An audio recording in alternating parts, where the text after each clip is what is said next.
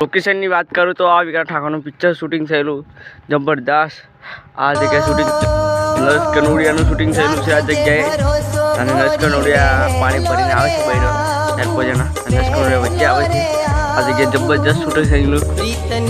ઘણા કલાકારનું શૂટિંગ થયું છે આ જગ્યાએ વિક્રમ ઠાકોરનું. મસ્ત પિક્ચર.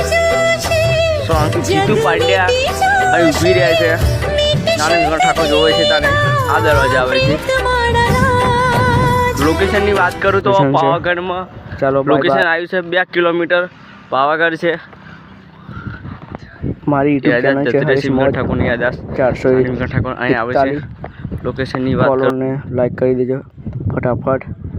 મસ્ત તમને વિડીયો બતાવવાનો છું. આજે લોકેશનની વાત કરીએ તો આપણે વિક્રમ ઠાકોરનું શૂટિંગ થયેલું પિક્ચર જબરદસ્ત મસ્ત પિક્ચર છે.